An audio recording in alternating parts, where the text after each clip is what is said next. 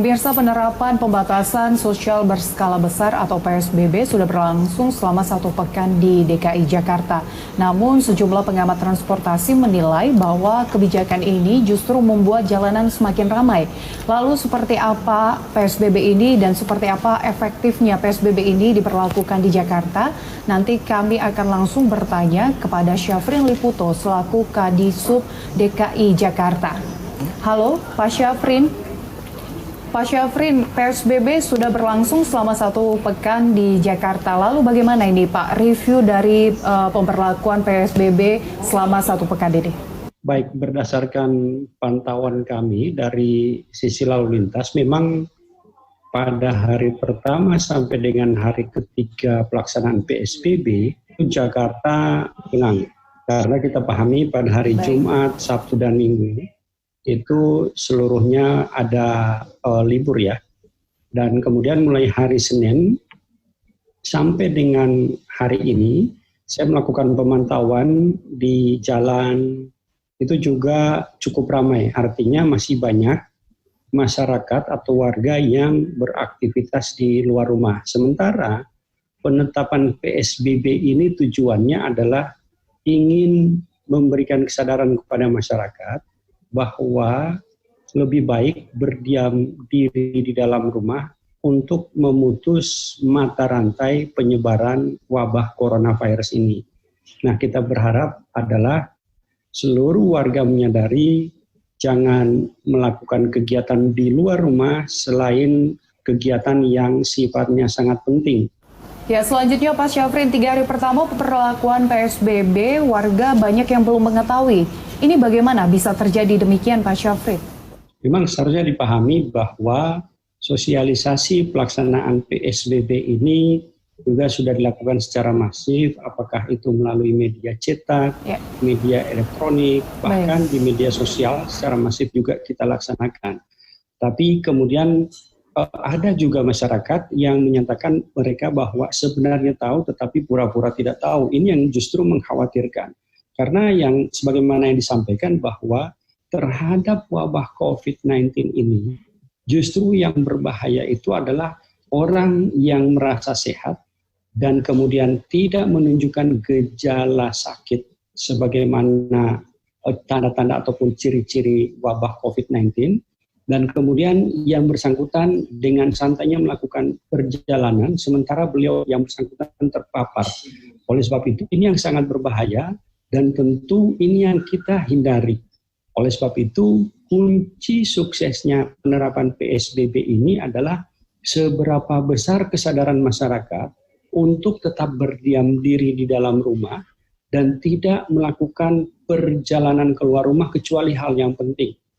Dan untuk melakukan perjalanan keluar rumah pun, kami di dalam Pergub 33 tahun 2020 sudah menyampaikan wajib menggunakan masker. Tujuannya adalah agar jika yang bersangkutan berinteraksi dengan tetap menjaga jarak aman, maka wabah corona ini tidak bisa ataupun dapat kita minimalisir penularannya. Barangkali demikian. Lalu di hari Senin kemarin, Pak Syafrin, sempat terjadi kemacetan di beberapa titik. Untuk layanan angkutan umum dalam kota Jakarta, memang penumpangnya terjadi penurunan yang signifikan.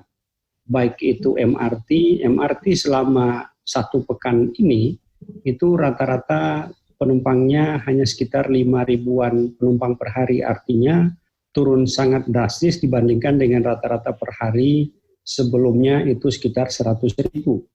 Demikian pula halnya dengan Transjakarta, ini turun sekitar 92%, artinya pengguna di Jakarta itu rata-rata tidak lagi berbondong-bondong pada angkutan umum atau sebagian besar sudah melaksanakan work from home.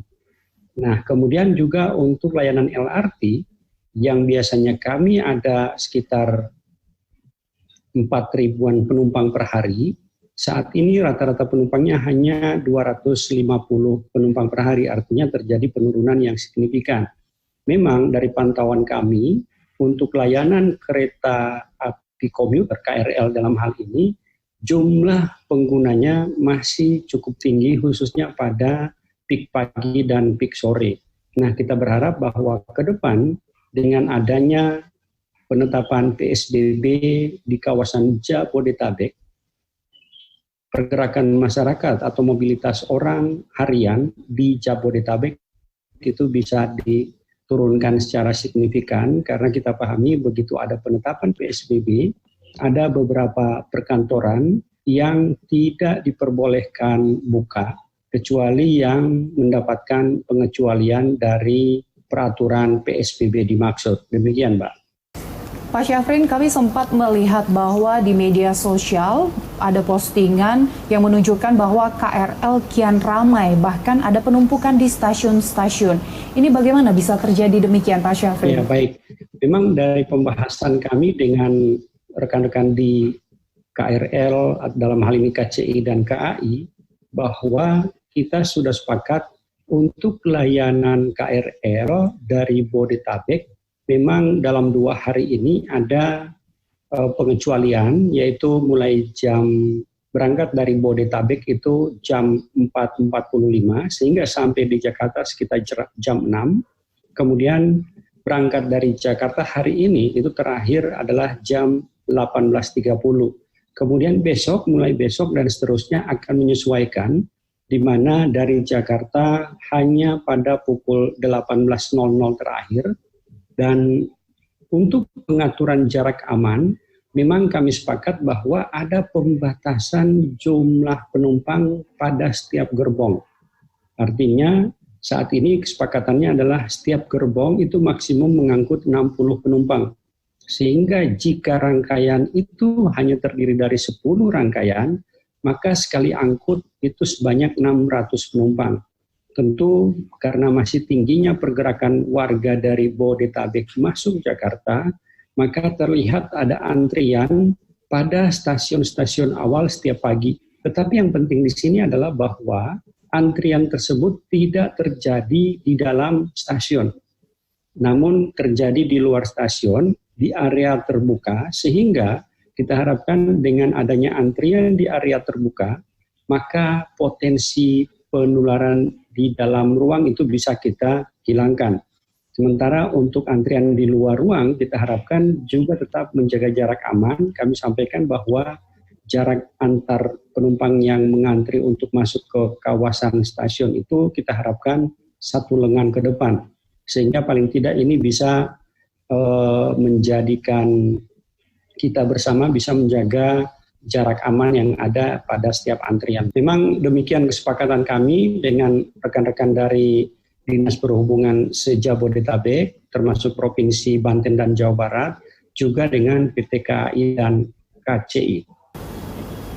Lalu apakah ada wacana PSBB akan diperpanjang, Pak Syafrin?